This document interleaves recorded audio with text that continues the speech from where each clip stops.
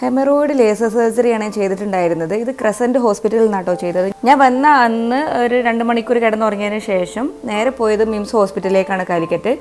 അവിടെ ചെന്ന് കാഷ്വാലിറ്റി ചെന്ന സമയത്ത് നമ്മൾ നേരെ അവർ വാർഡിലേക്കൊക്കെ വാർഡിൽ മാറ്റി കഴിഞ്ഞതിന് ശേഷം അവർ നമ്മളോട് എമൗണ്ടൊക്കെ പറഞ്ഞു.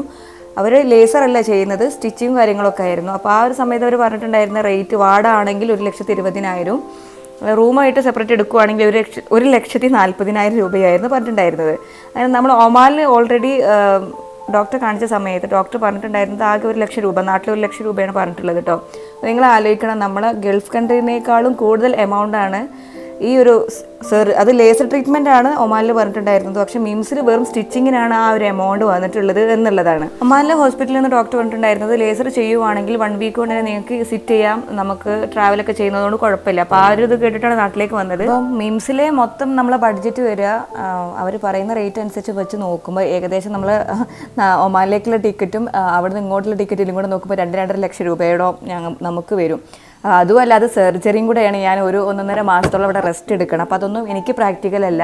അപ്പോൾ അങ്ങനെ ഞങ്ങൾ ഇക്രയിൽ ചെന്നപ്പോൾ ഇതേ സ്റ്റിച്ചിങ്ങിന് ഇക്രയിൽ ആകെ 50,000 രൂപയേ ഉള്ളൂ കേട്ടോ. എല്ലാവരും ശ്രദ്ധിക്കണം, 50,000 രൂപ. ഒരു 2-3-5 കിലോമീറ്റർ ഡിസ്റ്റൻസേ ഉള്ളൂ. ഞാൻ വാർഡിൽ കിടന്നിട്ട് ഇവരുടെ ഈ എമൗണ്ടൊക്കെ കേട്ടപ്പം ഞാൻ പറഞ്ഞു, എനിക്കിപ്പോൾ തന്നെ നിങ്ങളൊന്ന് ഡിസ്ചാർജ് ചെയ്ത് തരും. കാരണം അന്ന് ഉച്ചയ്ക്ക് എൻ്റെ സർജറിയാണ് നടക്കുന്നത്. അവരെന്നെ തലേ ദിവസം അഡ്മിറ്റ് ആക്കിയിട്ടുണ്ടായിരുന്നു. ഞാൻ പറഞ്ഞു എനിക്ക് ഇപ്പോൾ തന്നെ വീട്ടിൽ പോകണം, തൽക്കാലം നിങ്ങളൊന്ന് എന്നെ ഡിസ്ചാർജ് ചെയ്ത് കൊണ്ടാന്ന് പറഞ്ഞിട്ട് അങ്ങനെ കൂടുതൽ നിർബന്ധിച്ചപ്പോൾ അവർ നമുക്ക് ഡിസ്ചാർജ് ചെയ്ത് തന്നു. അതിന് ഒരുപാട് ലേറ്റ് ആക്കിയിട്ടായിരുന്നു കേട്ടോ തന്നത്.